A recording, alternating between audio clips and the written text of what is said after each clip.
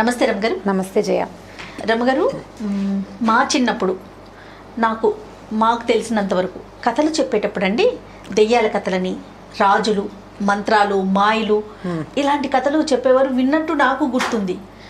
కానీ ఇప్పుడు ఏమంటున్నారంటే అలా భయపెట్టే కథలు చెప్పకూడదు, పిల్లలకి చెప్పేటప్పుడు చక్కగా సాఫ్ట్ స్టోరీస్ చెప్పాలి, మంచి నీతి కథలు చెప్పాలి, ఇలాంటివి చెప్తున్నారు.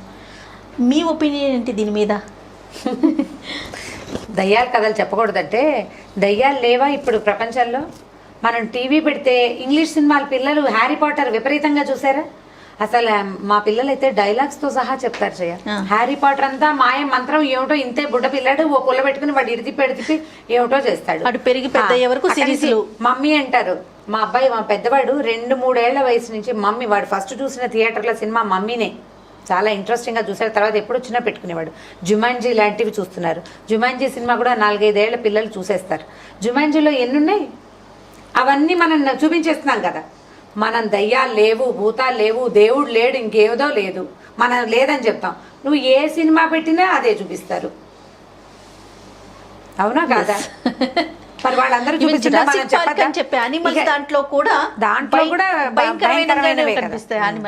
అసలు ఎందుకు మీరు యానిమల్ ప్లానెట్ చూపిస్తామా? పులి పరిగెడుతూ ఒక వేటాడుతూ ఉంటుంది, లేడీని పట్టుకుంటుంది. ఓ మగ సింహం 6-7 ఆడసింహాలు ఓ దున్నపోతని కార్నర్ చేయటము, దాని మీద పడి చంపటం, చాలా ఆసక్తిగా అదే పనిగా చూస్తూ ఉంటారు పిల్లలు. అప్పుడేం భయం కొలపట్ల వాళ్ళకి? కొలుపుతూనే ఉంది, భయం కొలుపుతూనే ఉంది. కాబట్టి దయ్యాల కథలు శుభ్రంగా ధారాళంగా చెప్పచ్చు, భయపట్టేటట్టుగా చెప్పద్దు అంతే. మా చిన్నప్పుడైతే మాకు మెడ్రాస్ బావగారని ఉండేవారు. మా రెండో బావగారు అన్నయ్య, మా రెండో అక్కయ్య బావగారు అనమాట. మేము మెడ్రాస్ బావగారు అనేవాళ్ళం. ఎంత బాగా కథలు చెప్పేవారంటే అసలు ఆయన సస్పెన్స్ కథలు చెప్తే అసలు మామూలు సస్పెన్స్ కాదు, ఇలా ఒంటి మీద హెయిర్స్ నుంచునేవన్నమాట. అసలు ఇంకా ఆయన వదిలిపెట్టేవాళ్ళం కాదు. సినిమాలు చాలా అద్భుతంగా కథలు చెప్పేవారు. ఎంత బాగుండేదో ఆయన చెప్పే కథ. ఆయన సస్పెన్స్ కథల కోసం ఒక్కొక్కసారి అయితే ఈ సమ్మర్లో ఒక కథ మొదలుపెట్టి నెక్స్ట్ సమ్మర్లో ఫినిష్ చేసేవారు.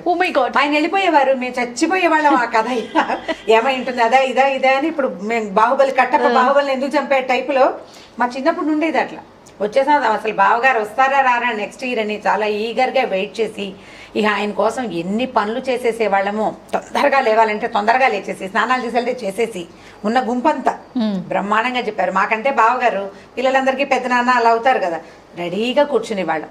ఇప్పుడు నాకు అప్పటికి 9-8 ఏళ్ళు ఉన్నాయనుకో, నాకంటే బుడ్డ పిల్లలు బోల్డ్ మంది ఉన్నారు ఇంట్లో, పెద్దాళ్ళు ఉన్నారు, చిటి పిల్లలు కూడా ఉన్నారు. అందరూ వినేవారు. 3-4 ఏళ్ళప్పటి నుంచి అందరూ అలా నర్వులు తెచ్చుకుని చూస్తూ కూర్చుని వింటమేను అనమాట. వినేవాళ్ళం. మాకేం భయాలేసేవి కాదు. మాదంతా పల్లెటూరు, మా ఇంటి ఎదురుకుండా చెరువు, ఏమీ భయాలేవు అసలు. మా ఊరికి వెళ్ళాలంటే తెలుసా, శ్మశానాన్ని దాటి వెళ్ళాలి ఊళ్ళోకి. అలాగే నడుచుకుంటూ పోయేవాళ్ళం. లైట్లు లేవు, పాడలేవు. ఇప్పుడు కూడా లేవనుకుంటా లైట్లు. మరి భయాలు ఏముంటాయి, మనం చెప్తుంటే భయం ఉండదు. భయం లేకుండా దయ్యాల కథలు చెప్పచ్చు. నా దగ్గర ఒక కథ ఉంది, నేను చెప్తాను. చెప్పండి రమ్మగారు. మీరు ఇప్పుడు ఇది స్టార్ట్. దయ్యం అంటే అదేదో విచిత్రమైన పదార్థం ఏం కాదు. మన చుట్టూతా గాల్లో మనకి కనపడనివి చాలా ఉంటాయి. వాటితోటి మనకేం ప్రాబ్లం లేదు. మనం వాటిని లాగి పీకి చేయకూడదు. వాటిని పోనిస్తే మన దారిని మనం ఉంటాం. ఇప్పుడు మనం ఉన్నాము, గాలి ఉందో లేదో మనకు కనపడుతుందా? ఎలా తెలుస్తుంది మనకి? స్పర్శ వల్ల అది గాలి తెలుస్తుంది, చల్లదనం తెలుస్తుంది, లేదా వేడిదనం తెలుస్తుంది. గాలి ఎలా తెలియదో అలాగే మన చుట్టూతా ఏముందో, మన ఇద్దరి మధ్యలో ఎవరైనా నుంచున్నారేమో కూడా మనకు తెలియదు. నుంచోవచ్చు, ఏం కాదు, దానివల్ల భయపడకూడదు అంతే. ఇప్పుడు మనం ఎలా ఉన్నామో మిగిలిన ప్రాణులు కూడా కెమెరామెన్లు వెనక్కి ముందుకి చూసుకుంటున్నారండి. వెతుకుంటున్నారు, ఏమైనా ఉన్నాయేమో వెతుకుతారు. మరి అంటే వెతకక్కర్లేదు, వాటి దారిని వాటిని ఉండనివ్వచ్చు. ఒక కథ చెప్తాను చూడండి. అంటే ఇప్పటిదాకా మనం ఇలాంటివి చెప్పలేదు. చాలా ఇంట్రెస్ట్ అనిపిస్తుంది. ఫస్ట్ కథే ఇది స్టార్ట్ చేయండి. మరి 4-5 ఏళ్ళ పిల్లలు కాకుండా ఒక 7-8 ఏళ్ల పిల్లలకి. అమ్మయ్య, నా కూతురు ఎలిజిబుల్. చెప్పండి రమ్మగారు. అయితే ఒక పల్లెటూరులో ఒక రైతు, ఒక కొడుకు, భార్యాభర్త కొడుకు ఉన్నారు. అతను రైతు, పిల్లవాడు కూడా ఒక 16-18 ఏళ్ళ వాడు. కొంచెం ఇద్దరు దృఢంగా బలంగా ఉండేవాళ్ళు. పల్లెటూరు వాళ్ళు శుభ్రంగా తిని చక్కగా పని చేసుకుంటే బలంగానే ఉంటారు. అయితే వాళ్ళకి 2 ఎడ్లు ఉండేవట. 2 ఎడ్లు ఉంటే ఈ 2 ఎడ్లలో ఒక ఎద్దు కాస్త పెద్దదైపోయి వృద్ధాప్యం వల్ల దేవుడి దగ్గరికి వెళ్ళిపోయింది. ఇంకో ఎద్దు కొనుక్కోవాలంటే ఏమనుకున్నారంటే, ఆ ఊళ్ళలో అప్పట్లో ఆదివారాలు సంతలు ఉండేవి. గొడ్ల సంతలు కూడా సండేసే. అయితే ఈ సంతకి వెళ్ళడానికి వాళ్ళ ఆవిడ ఏం చేస్తుందంటే 3 సజ్జపిండితోటి 3 రొట్టెలు ఒత్తి మూట కట్టి ఇచ్చింది. అప్పట్లో తిళ్ళేమిటి, మనలాగా ఇన్ని పిజ్జాలు బర్గర్లు ఉన్నాయేమిటి, సజ్జలో కొర్రలో ఏవో పెట్టి రొట్టెలు చేసుకునేవాళ్ళు. పెద్ద పెద్ద రొట్టెలు, సజ్జ రొట్టెలకి కొద్దిగా నూనె రాస్తే బాగుంటాయి. ట్రై చేయండి మీరు ఎవరైనా సజ్జపిండి వాడేటట్టయితే. నెక్స్ట్ వీడియోలో సజ్జపిండి రొట్టెలు చెప్తాను. అమ్మయ్య, ఒక టాపిక్. ఓకే. అయితే ఈ సజ్జ రొట్టెలు 3 మూట కట్టింది. పిల్లాడు తండ్రి ఇద్దరు కలిసి ఎద్దును చూడడానికి పోయారు. ఒక బజార్ ఎక్కడికో వెళ్ళారు, సంతలోకి బేరం ఆడుకున్నారు, ఓ ఎద్దును తెచ్చుకున్నారు. చక్క బలంగా బాగుంది, చిన్నదనమాట. వీళ్ళ దగ్గర ఉన్న ఆల్రెడీ ఉన్న ఎద్దు ఒక 7-8 ఏళ్ళది, ఓ 10 ఏళ్ళది. వీళ్ళు తెచ్చుకున్నది 5-6 ఏళ్ళ కొంచెం లేత ఎద్దును తెచ్చారు. తీసుకొస్తున్నారు. వస్తుంటే ఏమైందంటే ఈ పక్క ఊరి కదా వీళ్ళు వెళ్ళింది. ఆ ఊరి వాళ్ళు ఏమన్నారంటే, అరే ఆ పక్క దిగుడు బావిలో ఏవో ఉన్నాయిరా, అటు వెళ్ళబాకండి, చెరువు పక్క నుంచి వెళ్ళండి అన్నారు. తీరా వీళ్ళు చెరువు పక్కకి వెళ్ళేసరికల్లా అక్కడ ఒక నక్క కనపడింది వాళ్ళకి. ఆ నక్కను చూసేసరికల్లా ఎద్దు బెదిరి అది రానని మొరాయించింది అనమాట. ముందుకు రానంటుంది, అతను తల విసిరేస్తుంది. కొత్త కదా వీళ్ళ మొహాలు కొత్త, ఎడ్లు కొత్త వాళ్ళని బెదిరిస్తూ ఉంటాయి. వీళ్ళు ఏం చేశారు, సరే ఏదో కాస్త దాన్ని గడ్డి మేపి ఇటువైపు వెళ్ళొద్దు, దిగుడు బావి ఉంటే ఉందిలే, మన దారిని మనం వెళ్దామని ఈ ఎద్దును తోలుకుని దిగుడు బావి వైపు వెళ్ళారు. దిగుడు బావి వైపు వెళ్తే అది కొంచెం పాత బావి. అక్కడ దాకా వెళ్ళేసరికి బాగా ఎండెక్కేసరికల్లా వీళ్ళిద్దరు ఏం చేశారు, ఆ ఎదురుని దిగుడు బావి చుట్టుపక్కల ఏవో బావులు ఉన్నాయంటే చుట్టుపక్కల తప్పకుండా చెట్లు ఉంటాయి. నీటి ఈవక ఉన్న చోట చెట్లు ఉంటాయి కదా, ఓ చెట్టు కింద ఎద్దును కట్టేశారు. దానికి 2 పచ్చగడ్డి పరకలు వేశారు. వీళ్ళు ఏం చేశారు, తెచ్చుకున్న మూట తీశారు తినడానికి. నీళ్లు లేవు. అటు ఇటు చూస్తే ఈ దిగుడు బావి ఒకటి ఉంది కదా, సరే ఇందులో నీళ్లు ఉన్నాయి లేదో చూద్దామని బావి దాకా పోయారు. బావి దాకా వెళ్ళేసరికల్లా ఏమైంది, బావిలోకి తొంగి చూశారు. వీళ్ళకి పెద్దగా కనపడలే, నీళ్ళు ఏవో ఉన్నాయి. నాన్న నేను దిగి తీస్తాను ఉండన్నాడు కొడుకు. అంటే నాన్న అన్నాడు, నువ్వెందుకురా, నువ్వు మోటిప్పు, నేను దిగుతాలే అన్నాడు. ఇద్దరు నువ్వంటే నువ్వు, నేను దిగుతానని మాట్లాడుకున్నారు. ఈ బావి లోపలట ఒక 3 దయ్యాలు ఉన్నాయట, ఎప్పటి నుంచో ఉంటున్నాయి. అది తమ వైపుకి వచ్చిన వాళ్ళని బెదిరిస్తున్నాయి అన్నమాట. రానివ్వవు. తమ ప్లేస్ అంటే వాళ్ళు ఒక చోట ఉంటున్నారు, ఆ ప్లేస్లోకి ఇంకోళ్ళని రానివ్వవు. అవి మామూలుగా మనుషులు వచ్చినప్పుడు వాళ్ళకి భయపెట్టి వాళ్ళని బెదిరించి అక్కడి నుంచి తోలేసేవి. వీళ్ళిద్దరూ వీళ్ళ గోళంలో వీళ్ళు ఉన్నారు, కొత్త వాళ్ళు. ఇక్కడ ఏవో ఉన్నాయన్న ఊహ కూడా వాళ్ళకి లేదు. సరే ఏమైంది, దిగారు నీళ్ళలోకి ఇద్దరు. చూద్దాం, దిగుడు బావి కిందకి దిగటం సరదాగా ఉంటుంది. దిగుడు బావి అంటే పెద్ద నుయ్యుండి లోపలికి రౌండ్గా ఇలా మెట్లు ఉంటాయన్నమాట. ఇలా గుండ్రంగా నడుస్తూ మనం కిందకి దిగి వెళ్ళిపోవచ్చు. ఈ బావిలోకి దిగారు. దిగిన తర్వాత ఏమైంది, చూస్తున్నాయి దయ్యాలు. వీళ్ళకి ఏమిటి బెదురు గిదురు ఏమీ లేదు, బాగానే దిగుతున్నారు, దిగనే చూద్దాం అనుకున్నాయి అవి 3. వీళ్ళు లోపలికి దిగారు. ఇది వీడు ఏం చేశాడంటే, ఈ మన సొరకాయ బుర్ర ఉంటుంది అంటే ఎప్పుడప్పట్లో నీళ్ళు పట్టుకెళ్ళడానికి, మనలాగా ప్లాస్టిక్ బాటిల్స్ అవి వాడేవాళ్ళు కాదు కదా. సొరకాయలని, ఎండిపోయిన సొరకాయని వాడుకునేవాళ్ళు. అది ఎలా చేయాలో ఇంకో వీడియోలో చెప్తాను. అయితే ఈ సొరకాయ బుర్రని వంచి నీళ్లు తీసాడు. నీళ్ళు తీసుకుని ఏం లేదు, దిగారు, వాళ్ళ దారిని వాళ్ళు ఎక్కేశారు. ఈ దయ్యాలనుకునే వీడు నీళ్లు తాగేటప్పుడు చెప్దాం వీడి పని. ప్రస్తుతం భయపడే వాళ్ళనే భయపడతాయి ఏవైనా. అవును. ఇప్పుడు మనం ఒక చోటకి వెళ్ళాము, ఎక్కడైనా ఏదైనా కనపడుతుందేమో అని భయపడుతుంటే ఏదైనా కనపడుతుంది నిజంగానే. మన దారిని మనం వెళ్ళి మన దారిని మనం వస్తే మన ఏవి భయపెట్టవు. సరే చూస్తున్నాయి అవి. పైకి వెళ్ళాక ఏమైంది, పైకి ఎక్కి కూర్చున్నారు. బావి గట్టు మీద మోటోడు తీసి అందులో 3 రొట్టెలు ఉన్నాయి కదా, నాన్న నాకు ఆకలేట్లేదు, ఒకదాన్ని నేను తింటాను, 2 నువ్వు తినన్నాడు కొడుకు. చెప్పేసరికల్లా నాకెందుకు రా 2, నువ్వు చిన్నపిల్లాడివి, నువ్వు ఈజీగా తినేస్తావు, 2 నువ్వు తినేసే, 1 నేను తింటాను అన్నాడు నాన్న. అనేసరికి కిందున్న వాటికి వీళ్ళు ఏవో తింటున్నారని వాటికి అర్థం కాల. అమ్మ నాయనో, వీళ్ళకి భయం లేదు, భక్తి లేదు, సరికదా 2 ఒకటి తింటాట, ఒకదాన్ని ఇంకోటి తింటాట. సత్యాన్ రా దేవుడా, వీళ్ళు కానీ తింటారో ఏమిటో మన్ని ఏం చేయటం చూస్తుంటే వీళ్ళు ఏం చేశారు, వాళ్ళిద్దరు రొట్టెలు చేతులు కదులుతున్నాయి. వీళ్ళు కింద నుంచి చూస్తున్నాయి. వీళ్ళు 3 దిగుడు బావిలో ఉన్నాయి. కింద నుంచి చూస్తుంటే వాళ్ళ చేతులు కదలికలు వీటికి ఎలా కనపడుతున్నాయి అంటే, వాళ్ళిద్దరూ వాదించుకుంటున్నట్టే తెలుస్తుంది కానీ ఈ రొట్టెలు తుంచుతున్నట్టుగా అర్థం కాలేదన్నమాట. ఈ రొట్టెలు నువ్వు కాదు నాన్న, నువ్వు తినమన్నా కదా నాన్న అని మాట్లాడుకుంటే వీళ్ళిద్దరూ వంతులేసుకుంటున్నారని ఆ 3 పరిగెత్తుకుంటూ పైకి వచ్చేసినాయి. బాబు మీ పుణ్యం ఉంటుంది, మమ్మల్ని తినకండి ఆయన అనేసరికల్లా వీళ్ళకి వెంటనే పిల్లాడు తెలివైన వాడు అనమాట. కాస్త వాడికి స్ట్రైక్ అయింది, ఇవేదో విచిత్రంగా చెప్తున్నాయని. ఎందుకు తినద్దు, మేము తినకపోతే మాకు పొట్టెట్లు అన్నట్టుంది, ఆకలిస్తుంది మాకు అన్నాడు. అనేసరికల్లా కాదు బాబు, నువ్వు ఏ పని అడిగితే ఆ పని చేస్తాను రా నాయన, నీలాంటి వాళ్ళని మేము ఎక్కడా చూడలేదు, మీకు ఇంత ధైర్యం ఏమిటి, మీరు ఏం చేయమంటే అది చేస్తాం అనగానే నాన్న కొడుకు కన్ను కొట్టుకున్నారు ఒకళ్ళకొకళ్ళు. ఓహో ఇది బాగానే ఉంది, ఈ 3 దయ్యాలు ఉన్నాయి, బాగా పనిచేస్తాయని సజ్జ రొట్టెలు తినేసి మంచినీళ్ళు తాగేసి ఎద్దును తోలుకు రండి అని ఆ 3టికి చెప్పాయి. ఇవేం చేస్తాయి, చచ్చినట్టు ఎద్దును తోలుకుని బయలుదేరినాయి. మధ్యదారిలో అక్కడ గడ్డి కోసుకురా, ఇక్కడ కర్ర తీసుకురా, అక్కడ మోపు తీసుకురా అని ఆ 3 చేత నానా వస్తువులు మోయించుకొచ్చారు ఇంటికి.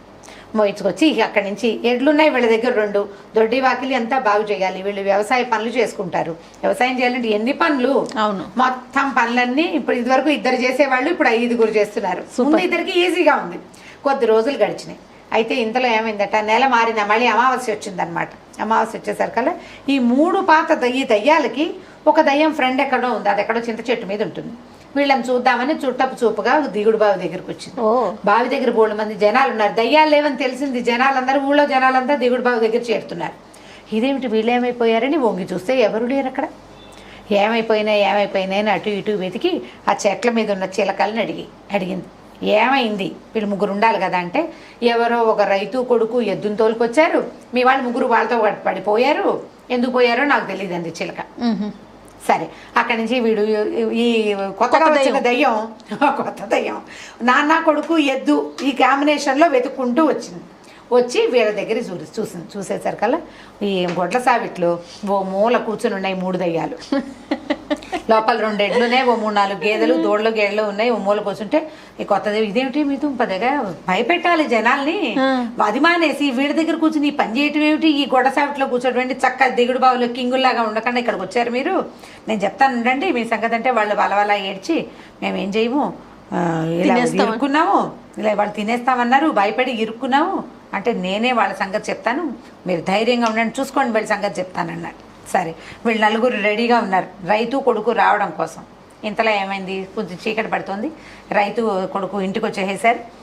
సాయంకాలం తినే పదార్థాలు ఇవ్వ చిన్న కరకరలు తిన్నాక, ఒరే అబ్బాయి ఈ కొత్తది బాగా వాతం చేసిందిరా, దీని సంగతి చెప్తాను నేను, నువ్వు కర్ర కాల్చి పట్టుకురా అని చెప్పాడు.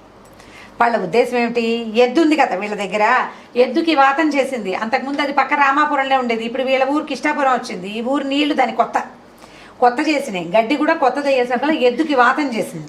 ఏం చేస్తారు వాళ్ళు, కర్రు కాల్చి వాత పెడతారు సీటు మీద, వాత పెడితే వాతం తగ్గుతుందన్నమాట. పాతకాలపు ఇవి అంటే చురకలేయటం వల్ల మీరు అవి చూసుంటారు, మనుషులకు చురకలేస్తుంటారు, అలా వాతం పోతుంది కాబట్టి కర్రు కాల్చి తీసుకురా, ఈ కొత్త దాని సంగతి చూస్తానన్నాడు.